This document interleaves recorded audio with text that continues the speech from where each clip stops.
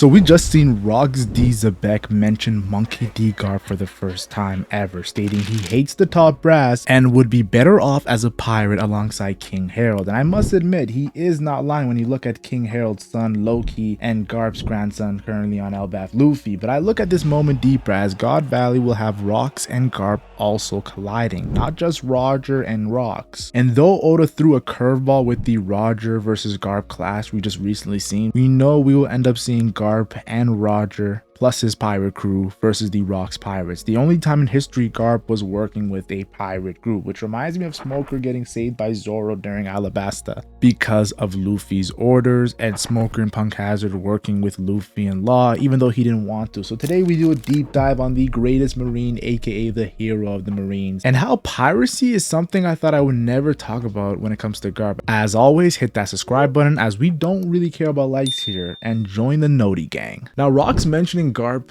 and pirates is very interesting because we know that Garp has a son, Monkey D. Drake, and a lot of people make the jokes about Monkey D. Drake not deserving that most wanted man moniker. They feel like he's not really doing much, especially post time skip. Well, you have to understand, Dragon is being built up, but when he does do something, it's going to be insane. It's going to have to do with Imu, another character that Rox was involved with, and Rox was involved with Dragon's father Garp during God Valley. But I have to talk about how Dragon used to be a Marine. Dragon is not like Luffy, he's not like Ace. He actually followed through with Garp's demands and joined the Marines. And Dragon right now during this flashback is alive, and he should be a part of the Marine ranks as a very young guy. You have to understand, he saw something in the Marines that made him change his mind. And Garp is the same way. He saw a lot of bad things in the Marines when it comes to, of course, Celestial Dragons, their slaves. Of course, Garp knows about the Holy Knight. He knows about the Gorosei. He doesn't know about Imu, but still, he knows about a lot. So for Garp to stay with the Marines and his son to leave, Oda is definitely highlighting that contrast of how Dragon couldn't stand to watch while Garp said, let me try to do the best I can in a very dark top brass organization. It's a really good contrast between father and son, and I think it's building up to something happening in the final war with, of course, Garp being locked up with Blackbeard and Dragon making his move against the Holy Land. It's on flames right now, guys. The Revolutionary Army is going to make a move, and of course Aokiji and the Blackbeard Pirates, there's a lot of revolutionary connections there as well. So I definitely feel like if people want to look at Garp and piracy, well, look no further than his son. His son's not a pirate, and he was saying, looking at Luffy saying, oh, a pirate, that's fine too, during lockdown, but he's still a rebel going against the world government. And that's what people want. They don't want Garp to be a pirate. They want Garp to go against the top brass, like Rox mentioned. And I think his son's a great example of that. So I think it was pretty cool. Now, when it comes to Garp and the way he moves around the sea, I noticed something very similar to pirates. He has one of those figureheads that pirates have, like the Going Merry, like the Thousand Sunny. You've seen Useless Kid ship, you've seen Lost Submarine. Like every pirate ship has a unique design to it, and Marine ships are not really like that. But we've seen recently Garp's has that puppy dog, but not recently, we've seen a lot actually, that puppy dog figurehead. Even when Garp was first revealed, his face was hidden and he had the puppy dog kind of hat covering his face. And you have to understand, Garp also probably was being hidden because he looks exactly like Luffy, unlike Dragon. So Luffy, of course, main character, King of the Pirates nominee, trying to become, of course, King of the Pirates, which he will. Garp looking exactly like him. Yeah, I'll talk about that a little bit later in the video. I also found it very interesting when Roger turned himself in. He was talking to Garp while he was locked up, and he told Garp, please take my son. Mind you, Roger wanted his son to surpass him. He wanted his son to, of course, go up against Imu and, of course, inherit Joy Boy's will. And he tells Garp, of all people, to take his son. That means he trusts his Garp to not make his son be with the world government, but against the world government. And he tells Garp, you are like my own crew member. I fought you so many times. I look at you like my own crew member. He's pretty much saying, I look at you like I look at Silver's Rayleigh. I look at you like I look at Scarper Gabon. And the list goes on. So that means that Garp is really sharing a lot of ideals with Roger that people have to look at. Like, yeah, he's with the Marines and he has that Marine code, but he does a lot of things that are pirate-like. And that's why Rock said he should just be a pirate at this point. I also want to look at Marineford. I think Marineford is really a place where we can highlight Garp and pirates because, of course, Marineford is the pirate war of the Navy versus the Whitebeard pirates. And we've seen a lot of moments with Garp. And Garp was pretty cool in Marineford, knocking down Marco, Whitebeard telling everybody to calm down, he's washed. It was pretty cool scenes because that's how powerful and hype Garp was. But he let Luffy go. When Garp was interacting with Luffy, he let him go. Of course, he wanted Luffy to go save Ace. He didn't want to destroy Luffy's pirate career when he easily could. He saw what Garp was doing post time skip against Aokiji. He could have easily ended Luffy right there and then. He damages Luffy not with haki but love. Oda's quote, not mine, argue with yourself. But I definitely feel like he let him go, and letting a pirate go and in the past teaming up with a pirate shows that Garp is willing to do what the pirates do for the greater good. And that's where Doflamingo's speech comes into play. Like, pirates are good, Marines are good, pirates are evil. Pretty much the person who writes justice, the person who writes what's good and bad are the winners of war. So I definitely feel like it was really interesting how Garp was kind of letting Luffy win in that sense, in that little battle they were having, so he can do something that Garp wanted to do, of course, free Ace. He doesn't want Ace to go. He doesn't want Luffy to die. I loved it. People really get on Garp's head top for the things he did in Marineford, but it's seen the internal struggle he was going through, and he's still staying as a Navy, but still doing whatever he wants. I love it. I also have to mention he wanted to kill Akainu after, of course, Akainu killed Ace. And people just look at a power scaling like, oh my gosh, Garp trying to kill Akainu. Akainu was fighting Whitebeard. Could Garp actually kill Akainu? Because Akainu took off half of Whitebeard's face, but Whitebeard was sick and Garp wasn't. And people do this argument left and right, and then they go to Garp versus Aokiji and how Garp was doing insane against Aokiji that the Rain had to get involved, and involved Kizaru and Sanwan Wolf and a Vasco shot. Like, yeah, people take a lot of different points in the manga just to power scale. I don't care about Akainu and Garp's power scaling. In my opinion, Akainu at that point was pretty much a Yonko level character, or barely reaching Yonko level. Post time skip I see him as Yonko level, and Garp to me is Yonko level. I always said that, because in his prime he was Pirate level. That's the power scaling. I don't really look too deep into it when it comes to Akainu versus Garp. Now, mind you, I should tell the truth, guys, here when it comes to Garp killing Akainu. That means he's about to kill not just any Marine, a Navy Admiral. The last guy to kill a Navy Admiral was Rox D. Zebek, the guy who said that Garp should become a pirate. If Garp killed Akainu, you know what's going on in my head? It's Rox's statement. And honestly, that is crazy. It's like Oda is teeter-tottering on Garp, of course, killing Akainu. If Garp had to lead the Navy, he would have no choice but to, of course, join and make a pirate group.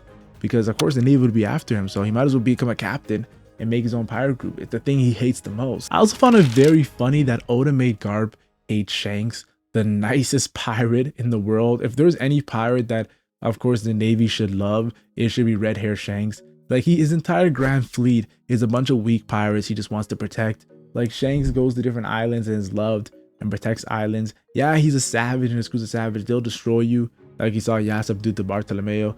But still, Shanks is one of the nicest pirates, even when he was in, of course, Luffy's hometown. And obviously, he's just salty that Shanks was able to make Luffy into a pirate and make Luffy's goal become the Pirate King.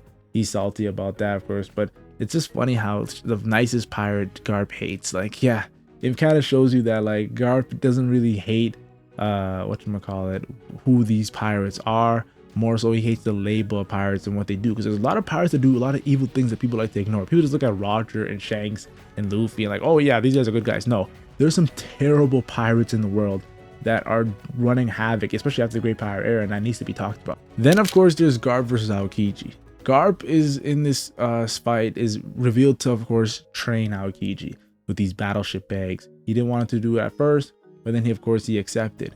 And we all know the reason probably why he didn't want to do it is because, of course, Dragon left the Marines. He probably doesn't want to take anyone in after his son left.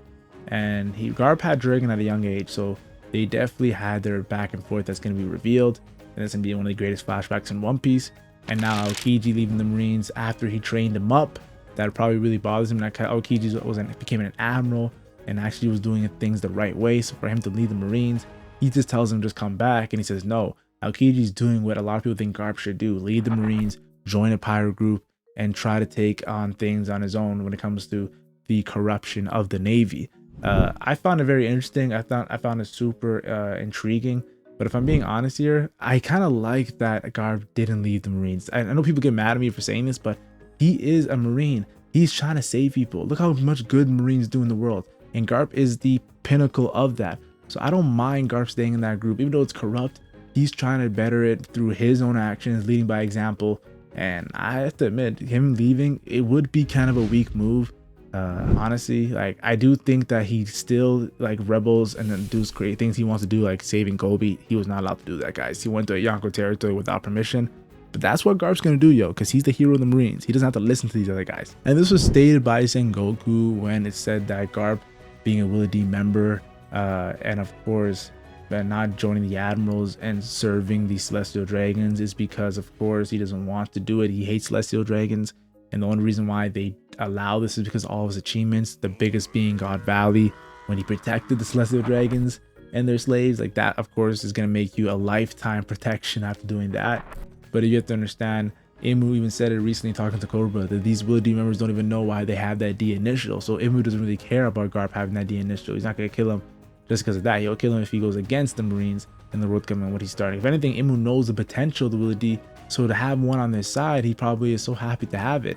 So I gotta give respect to respect is due when it comes to Monkey D. Garp not listening to these guys. When it comes to the Celestial Dragons, the Gorosei, the Holy Knights, and of course Imu. Even though I don't think Garp knows who Imu is, I think Garp, if he actually had an idea who Imu was, or if he actually in his life seen Imu and kind of ignored it, or he later on in his life before he dies sees Imu, that'll be insane. That'll be crazy. But we don't know where Oda's gonna go with this. Now let's talk about it. If you're gonna talk about Monkey D. Garp and piracy, you gotta talk about God Valley. He teamed up with not just any old pirate, guys.